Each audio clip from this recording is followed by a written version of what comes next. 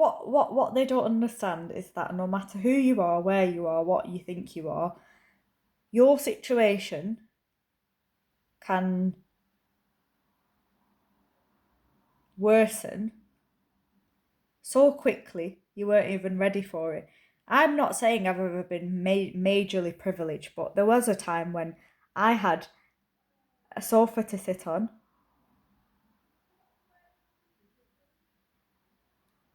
I had a TV to watch. I had a little room. I had food on the table that wasn't cooked by myself. Um, I had a lock on the door. I had access to internet without having to buy mobile broadband. I had, do you know, I would even go as far as to say I had friends, albeit for a very short time. But the point I'm trying to make here is I have never been arrogant in any of the times I've had those blessings. I can honestly, hand on heart, say I've never been arrogant. I've never taken those blessings for granted. And yet, still, not that I ever needed humbling, but life got worse. I lost the blessings. More and more people abused me. I got sectioned, I got detained, I got systemically abused, I got abused in a university, I got abused. I've even been abused in refuges, I've been abused on the streets, I've been abused in medical settings or clinical settings, I've been abused in this place. I've been abused as a child, as a teenager, and as an adolescent, and now as an adult approaching 30. I say this very calmly, but I think the point I'm trying to really drill into people's heads, if they will so be kind enough to listen, is that you can lose your blessings in an instant, just as I have lost my blessings, including my elderly father, my little bit of autonomy that I had, the slight little bit of autonomy that I had, which was that in all these years, I'd never, ever, ever put an image of myself on social media. Even though I had access to internet, Facebook, Twitter, all of the apps, all of the resources, I could have, but I never did because I had that self-respect and I wanted to keep my autonomy and I've always wanted to be private. And this bitch at the University of Bolton, with her demonic, heinous, racist, twisted ways, not only took advantage of me, abused me, used me, discarded of me, but she kept the images, she disseminated the images, she allowed all sorts of people in all sorts of places to see and to penalise and to mock and to laugh at and to perhaps even superimpose images of my, to quote PC Russell from GMP, not sexually gratifying body, onto, perhaps comedy things, and they allowed people who have never, ever, ever had any lived experience of disability or chronic disease or illness to mock me, to say, what the fuck is that? Look at the state of her, it's disgusting, is that a man or a woman? All of these disgusting things that I've already had said to me as a fully dressed woman. That bitch, without raising any awareness of my skin disease, allowed these total strangers of various ages, genders, ethnicities, backgrounds, religions to see my half-naked body without my consent, with my face, with my body, with my arms, non-developed, breastless, masculine, transvestites-like looking, manly, fucking ugly piece of shit body that I've always hated my whole life, but at least I gave myself the provision, or should I say God gave me the provision of having clothing to cover it. All these years of wanting to go swimming, wanting to wear summer clothing, wanting to fit in with my peers. I never, ever, ever, ever, not that I would want to dress half naked, but you know what I mean. It would be nice to maybe wear like a summer dress or something. And I never allowed myself that. Nobody allowed me that. In the rare times I would wear even 3/4 sleeves, my vicious half siblings and other people would be like, what's all that on your skin? It's called washing yourself properly. There was this girl called Lucy Collins Campbell, a blonde girl with blue eyes. The same girl who in year 7 said to me in the form class, do you know if Hitler was still alive, you'd be dead? I was like, thank you. And then I just carried on, and that was just a snippet of what my high school life was like. Again, teachers didn't care. Teachers never took notice, even if I would complain. There was this head of year called Mrs. Evans, who was an absolute bitch as well. Basically, nobody helped me. And throughout life, things only got worse. I've been abused in colleges, in the university settings, I went to this thing called the Challenge, the NCS. When I left school in 2012, I was in team, I can't remember which team I was, but yeah, there was this Mancunian woman called Louise who was the team leader. She was lookist, she was ableist, she was racist, she was ageist, she was all sorts of horrible, and she got away with abuse, as did the team there. I mean, the teenagers were literally having sex in the accommodation that we were all given during the 1 week or 2 weeks or whatever it was of the residential. Not only did I not get to enjoy the outdoor experience and learn skills and, you know, get a good record on my CV, but I was abused every single day. There was a boy called George who said her skin's disgusting. There was a girl called Molly who was literally having sex with every boy who was on the fucking challenge or whatever it was called. There were girls who, when we went to Scotland on the boat thing, they literally just took all the clothes off right down to the bikinis or whatever it was. And the reason I'm mentioning this is, again, that's their bodily autonomy. They can do what they want. That's fine. If that's how they want to live their life, that's fine. But the key words here are autonomy, consent, ethics. There is nothing these people can do to take away from the fact that what they have done is a sin. They have abused me, they have used me, they have racially attacked me, they have violated me, they have had me sectioned, they have had me locked up in a cell, in an actual custody cell, they have publicly humiliated and abused me, they have privately humiliated and abused me. I live with the constant trauma. They don't. I am a victim. And not one person out there is standing in solidarity with me and saying, I'm sorry this has happened to you. How can I help?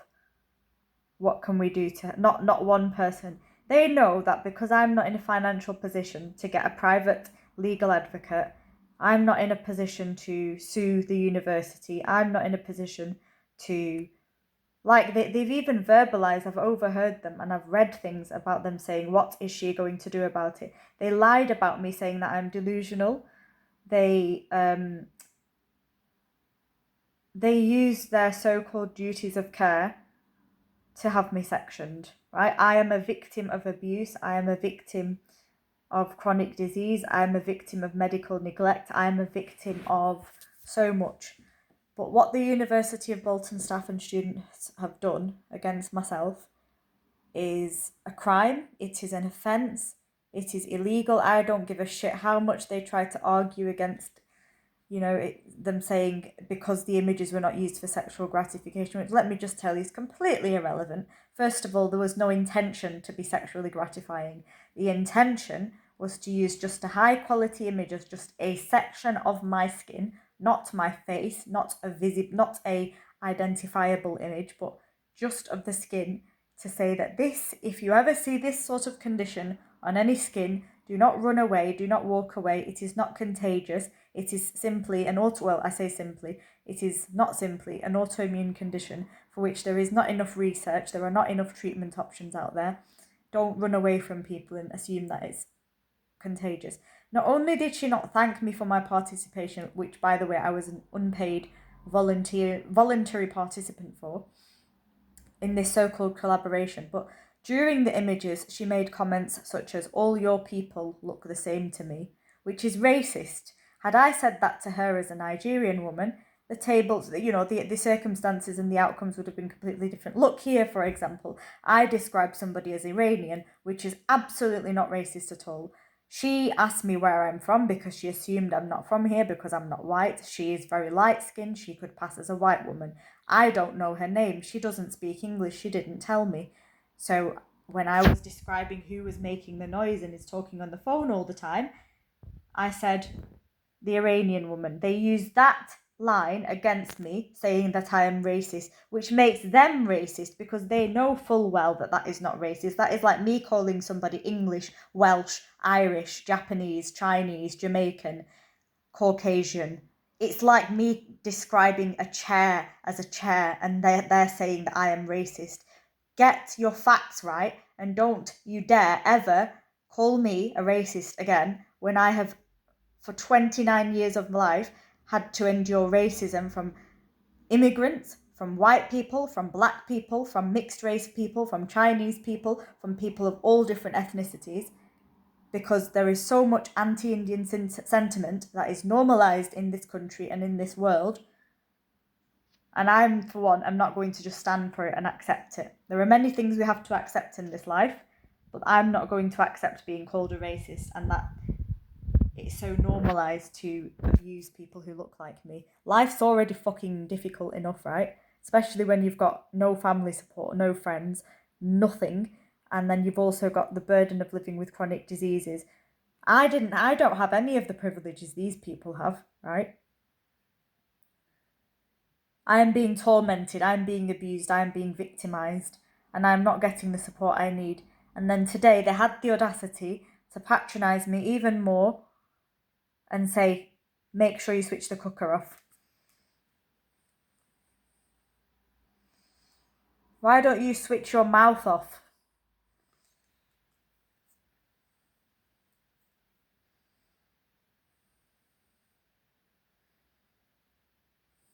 I have been abused more than enough.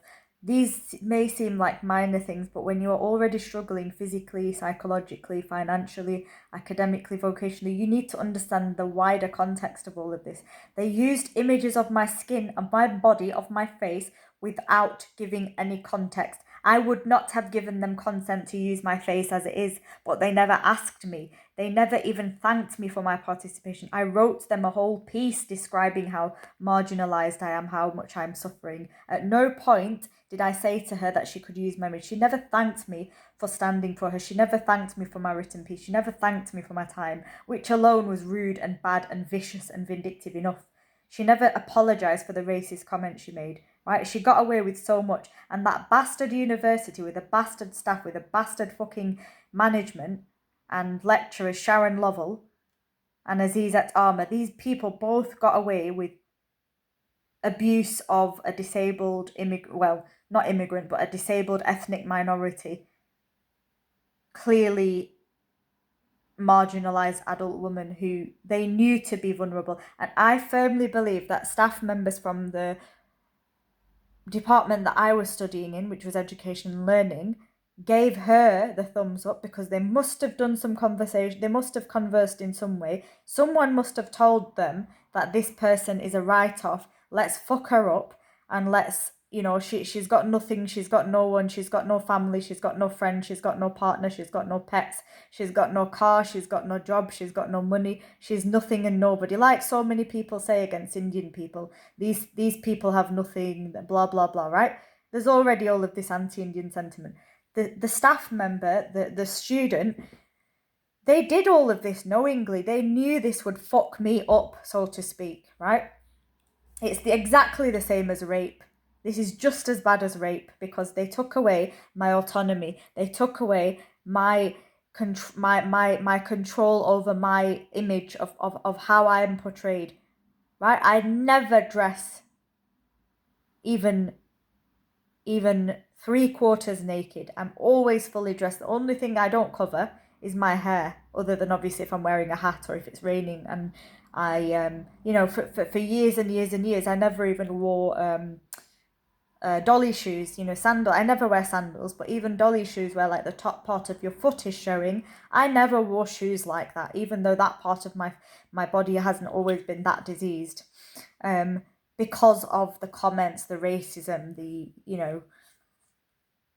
just the self-consciousness. And I'm quite not only do I have a skin disease, but I'm quite veiny, so I kind of look like an old woman. So that's been one of my many insecurities.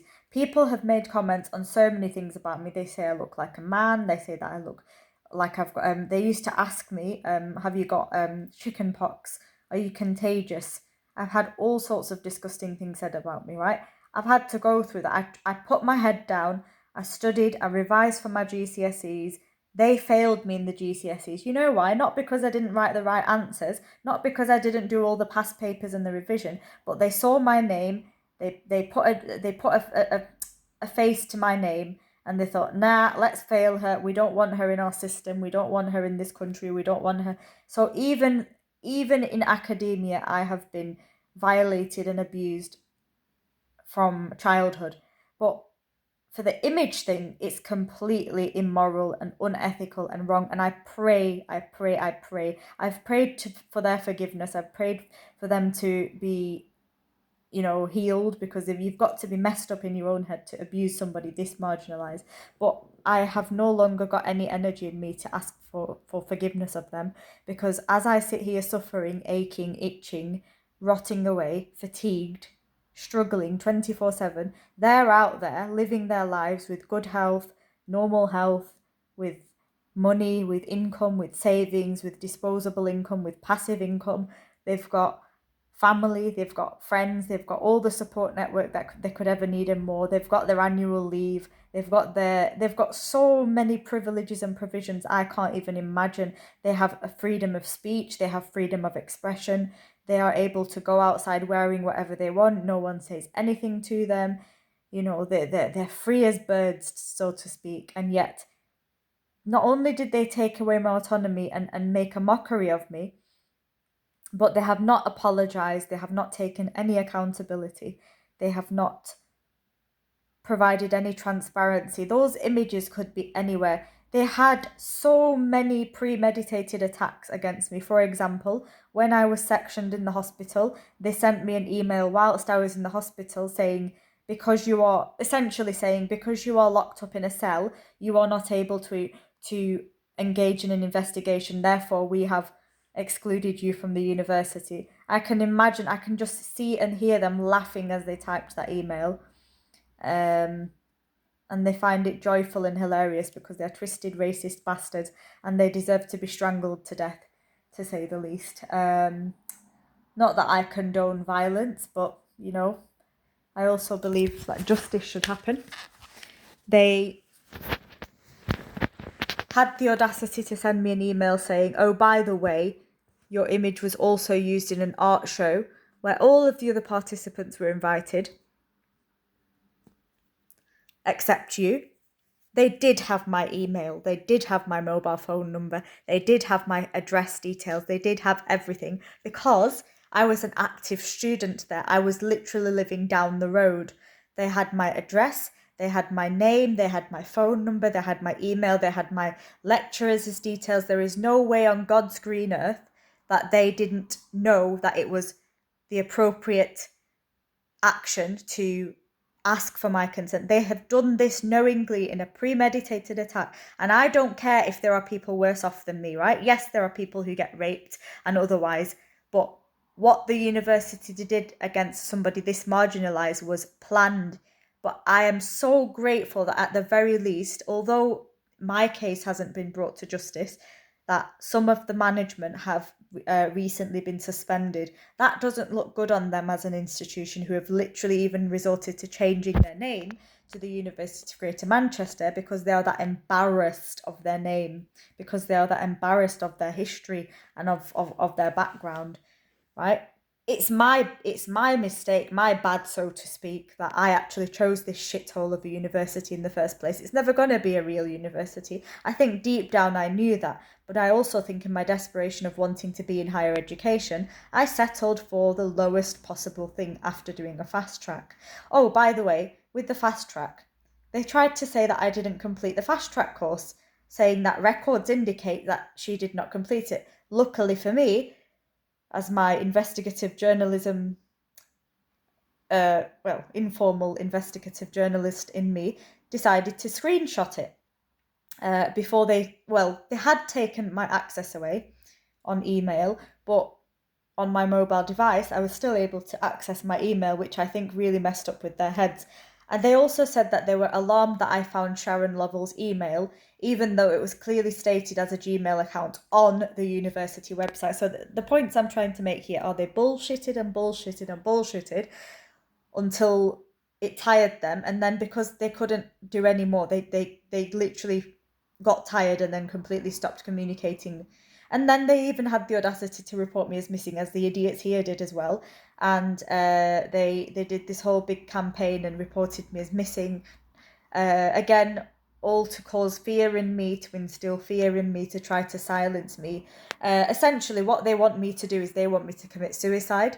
They have repeatedly encouraged me to commit suicide through their questions, through their behaviours, basically making me feel hopeless, saying that there's no hope for me. They wrote wording like, this student has no prospects. All of this, mark my words, and as a child of God, who I know for a fact I might have sinned in my life, but I have by no means sinned in the ways that other people in this country, in this world have, right? I know I have every ounce of faith, no matter how bad things were and are, no matter how much these people insult me, I have every ounce of faith, however long it takes, whether it's during my lifetime, after my death, whenever, that God will bring these people to justice, right? Because they've been getting away with far too much for far too long. There's already some truth coming out. The reviews on this university are shit. There are people laughing at them in the media and elsewhere. People don't want to associate, like people who actually studied there and got their degree actually don't want to be associated with it. There's forums where doctors are saying that they left Bolton when they were 18 years old because they were ashamed of the place. Basically, I made the mistake of not doing enough research, and in my tiredness and desperation, I chose probably the worst university in the world, probably. Um, so it's like I'm suffering for making that mistake. However, there is the only victim in all of this is me, right? The staff member, the student, all of these people who have humiliated me, caused me distress, caused me to self-harm, had me sectioned, had me silenced. Mark my words, the tables will turn, and every bad intention and every malicious action they've taken against me will indeed haunt them, and they will suffer 1,000 times more. Mark my words. Thank you, thank you, thank you. Thank you, thank you, thank you, and thank you that I get to witness their demise, and I will patiently await it. But in the meantime, I'm going to be working on my own life. Thank you very much. God bless.